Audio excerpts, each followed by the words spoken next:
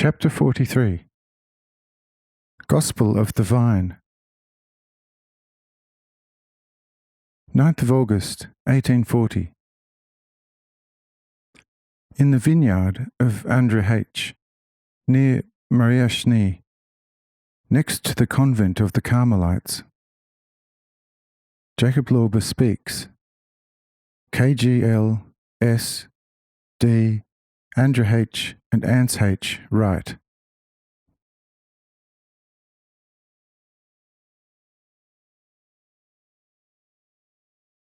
At the place where you are now, a few hundred years ago, there was still a dense forest and other bushes and undergrowth. And 2,000 years ago, enormous floods still played with the course of the small mountains, filling the hollows of the plain. This height, or rather this small elevation above the plain, where vines have been planted for several years, also arose, like other high mountains, over the course of time by the inner fire of the earth. However, as far as the outside or the forehead is concerned, this is rather a deposit partly due to the formation process of a neighbouring, larger mountain. Partly, however, also alluvial deposits by the floods, which were prevented there by the opposing castle mountain in their rapid flow. Look, this is the preliminary, necessary revelation about the creation of this small area. Now see, in my order it is generally arranged in such a way that a nobler stage of the plants always displaces a less noble one, namely partly through the influence of the weather, and then, however, mainly through humans. For where in any place barren trees, thorns and thistles have grown and stood, and lived vegetatively for a long time, the soil of this place will be refined by this, that the world of trees, bushes and thorns, which was useless for intelligent higher survival, dies and rots again, and thus forms a fertile land.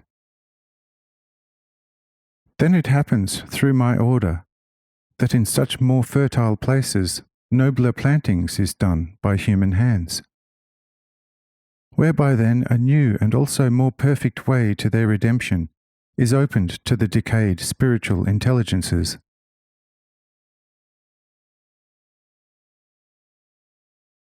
The vine is just such a nobler kind of plant, which was cleansed only after the merciful deluge in the times of Noah, and was transformed and blessed by me, and that for the reason that it, at its first coming into being, originating from the will of my enemy, the first man, because he had mostly forgotten me, and thus wandered into the light of the day in his pleasure, first became the awakening stumbling stone, and thereby, in a certain way, forced the first humans, although heavily loaded with his poisonous berries, to turn back to their house.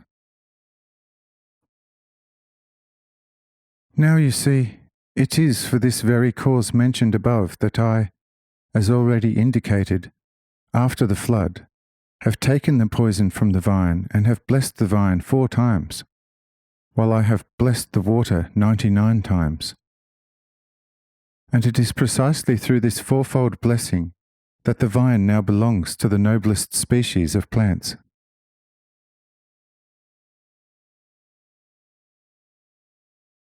But before I can tell and reveal to you something from the innermost depth of this plant, I must necessarily first still acquaint you with his outward, as you are wont to say, botanical plant being.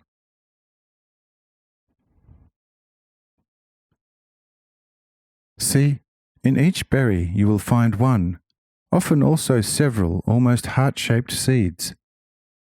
From such heart-shaped grape pips, you can always infer the greater or lesser perfection of a plant.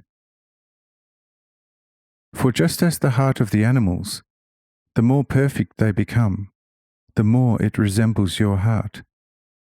The same is the case with the seeds from the plant realm. And the united spirits of such nobler plants can also skip a large number of animal stages in their process of new formation, and often even be accepted into the class of mankind at once. And they also have this advantage that while their spirits quietly continue their way, their material pod, consisting of innumerable delicate little pods, in each of which a higher life food spark is included, higher living being first to the nutrition of the body, and thus also serves to nourish and train the soul. And they have also this advantage that, while their spirituality continues its way quietly, their material cover, consisting of innumerable tender shells, in each of which a higher life-nourishing spark is enclosed, first serves higher living beings for the nourishment of the body, and thereby also for the nourishment and education of the soul. Fruits such as cereals and other coarser fruits preferably serve to nourish the body, but the fruit of the vine, in pure and moderate consumption, serves more to enliven the soul than the body. Now see, the grape pip of the grape is thus constituted that it grows in the middle of the berry like a child in the womb, and matures with the berry itself. There it happens that through the marrow of the vine, through a tube thinner than a hair-thin spider thread, not visible to your eyes, an ethereally fiery juice rises. When you look at the vine, you will see that it has very many limbs.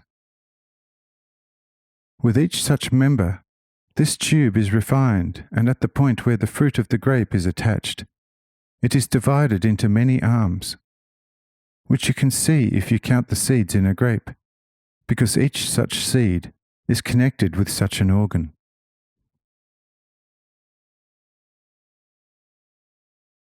But the firm grape pip that you see is not formed from this fiery juice, not even the oily fruit enclosed by this firm grape pip.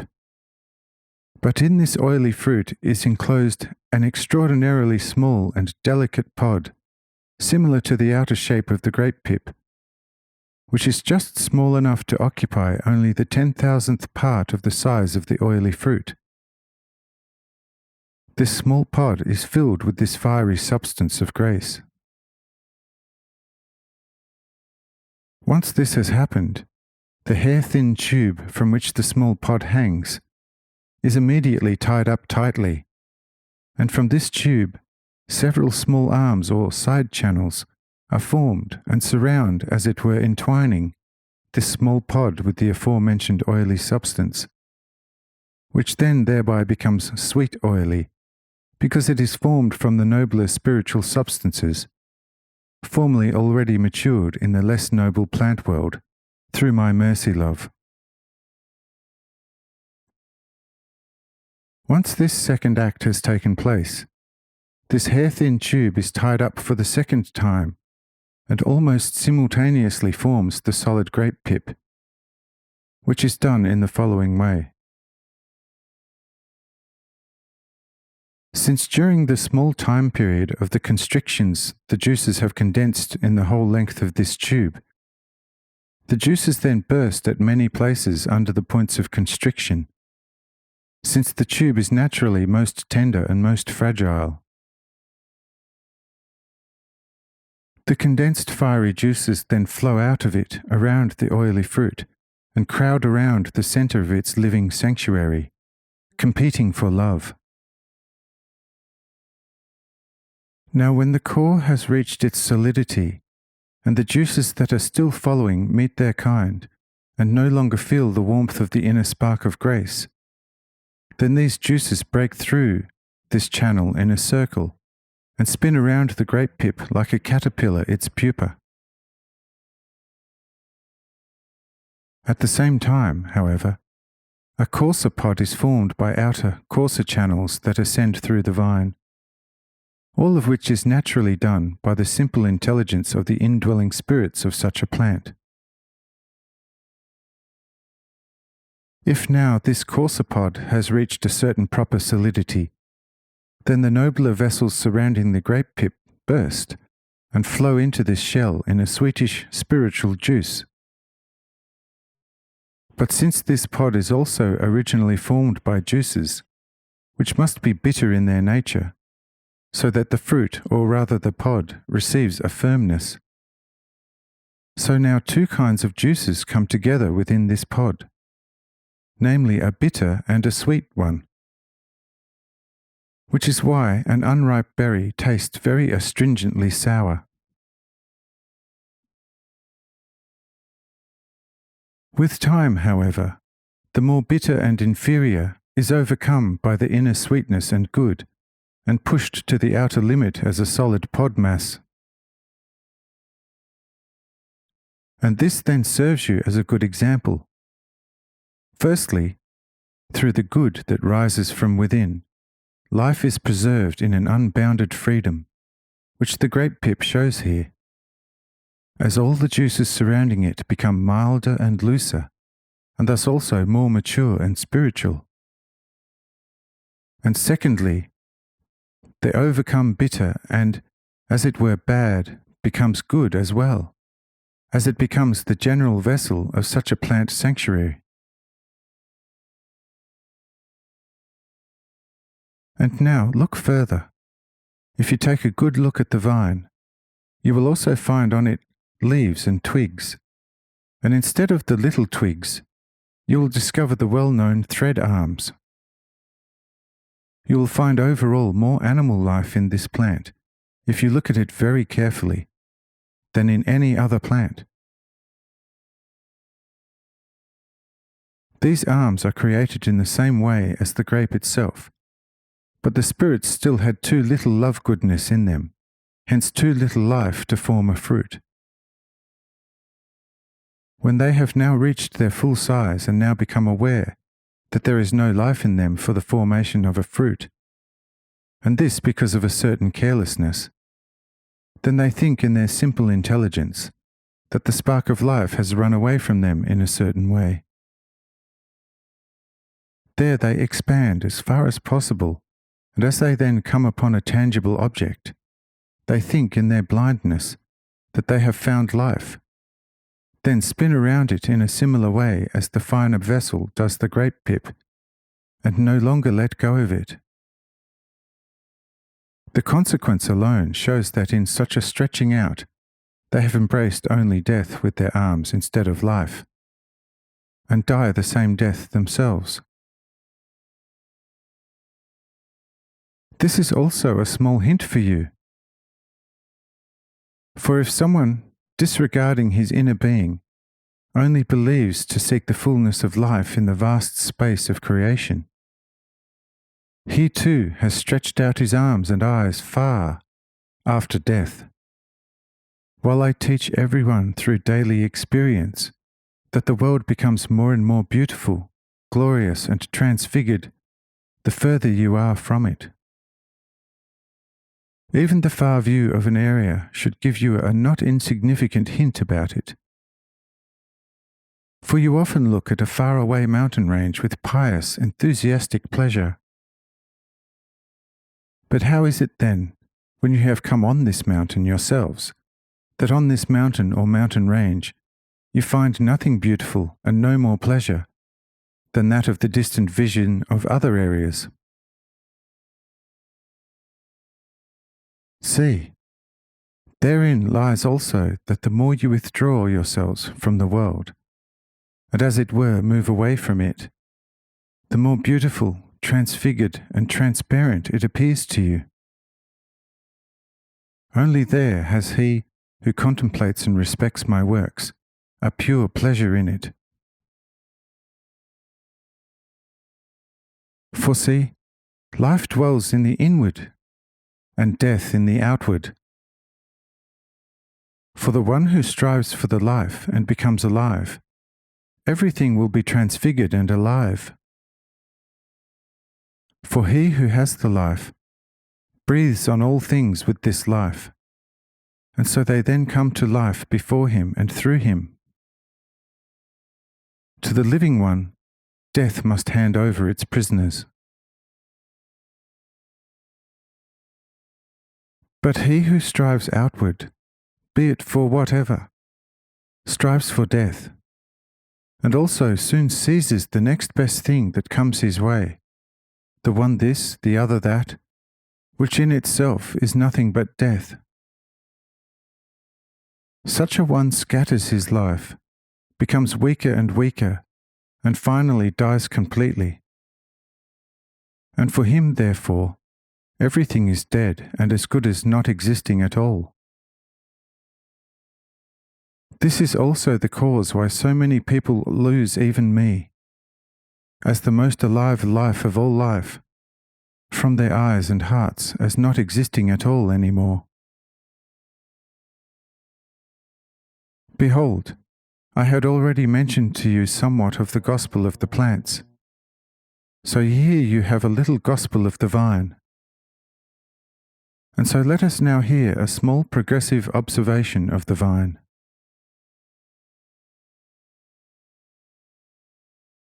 A third limb of the vine is the leaf. This is formed from a triple juice.